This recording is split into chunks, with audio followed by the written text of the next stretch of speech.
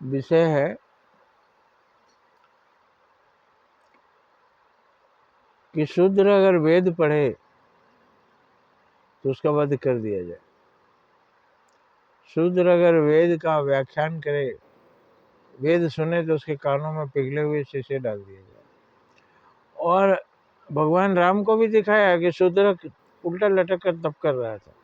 एक ब्राह्मण का बेटा मर गया, वो गया कैसे? अकाल मृत्यु हुआ राम के राज्य में, पिता के सामने पुत्र कैसे मरा? ऐसे तो नहीं होना चाहिए। और बताया उन लोगों ने कि शूद्रक जो है उल्टा लटक कर तप कर रहा है, उसको रोका जाए, शूद्र को तप करने का अधिकार नहीं। और भगवान राम के हाथ में तलवार देखी गई है उनके चित्र में, और उन्होंने जाकर उसका सिर काट लिया, गर्दन काट दिया, उसका वध कर दिया। ये राम के साथ जोड़ दिए। राम को भी बदनाम कर बोलते हैं, राम का नाम बदनाम ना करो। ये राम का नाम भी बदनाम हो गया। अब शूद्र तो राम के विरोधी हो जाएंगे। अब बहुत से लोग जो राम विरोधी हैं, जो दूसरे धर्म वाले लोग हैं, शूद्रों को अपने में मिलाना चाहते हैं।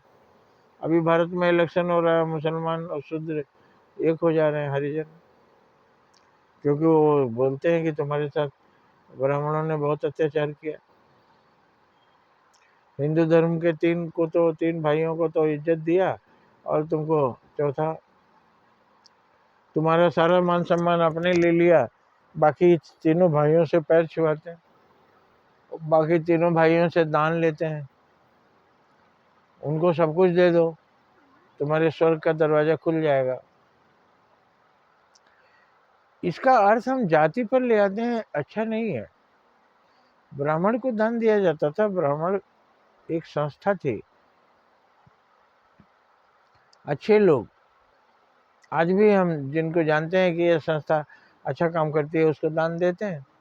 तो पहले लोग ब्राह्मण को देते थे कि वो बाकी लोगों तक पहुंचा देंगे।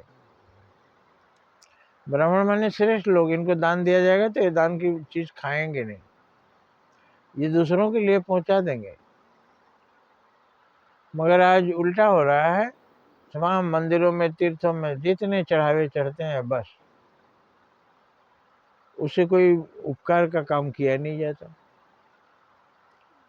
वहाँ तथाकथित पुजारी और पंडित जितने हैं, वो सभी उसको खाते हैं। ये नहीं उसका मतलब था, ये गलत अर्थ लगा लिया, स्वार्थ में लोग इस बात को मान गए। एक आदमी पेड़ के नीचे कांप रहा था, ठंड से भिखारी, ब्राह्मण जा रहे थे राम नाम जपते हुए, देखा उन्होंने कांप रहा है, उन्होंने अपनी शाल उसको ओढ़ा दी। कहा, भगवान आप तो ब्राह्मण हैं, आपको ठंड लगेगी, मुझे उड़ा दिए, मैं नहीं लूंगा, मुझे पाप लगेगा। आपकी सेवा करना है मुझे, आपको मुझे देना है, तो आपसे कैसे लूं? उन्होंने कहा, नहीं, तुमको गलत किसी ने बताया, मेरा नहीं है ये साल, किसी ने मुझे दान में दिया है कि जो ठंड से परेशान होगा उसको आप दे दीजिएगा। मेरे ऊपर भरोसा करके हमको दिया गया, तो भरोसा मैं तोड़ नहीं सकता। इस तरह से ब्राह्मण में एक भरोसा जताया गया था कि सब लोग खुले मन से उन्हें दे सकते हैं और वो उन पीड़ितों तक पहुंचा देंगे। तो मंदिरों में वही हो रहा है, चढ़ रहा है, तो पीड़ितों तक कौन कौन पहुंचा रहा है?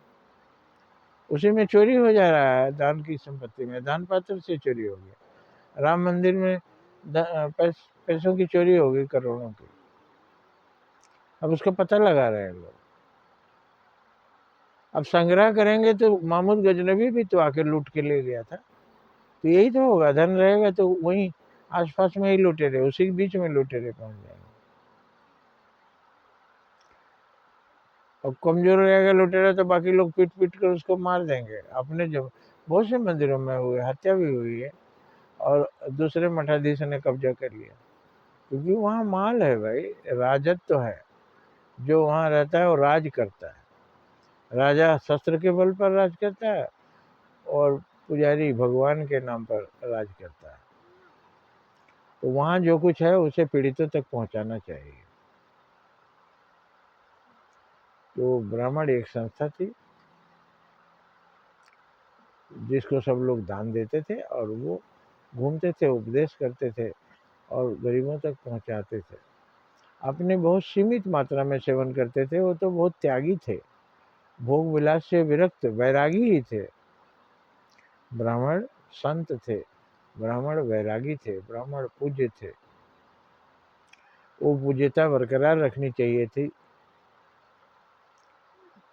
और अगर वैसा होता तो आज भी लोग, लेकिन इसका मतलब ये नहीं है कि बाकी भाई, एक भाई आदरणीय है तो बाकी भाई निरादर के पात्र हैं, ऐसा नहीं है। जय हिंद, जय भारत।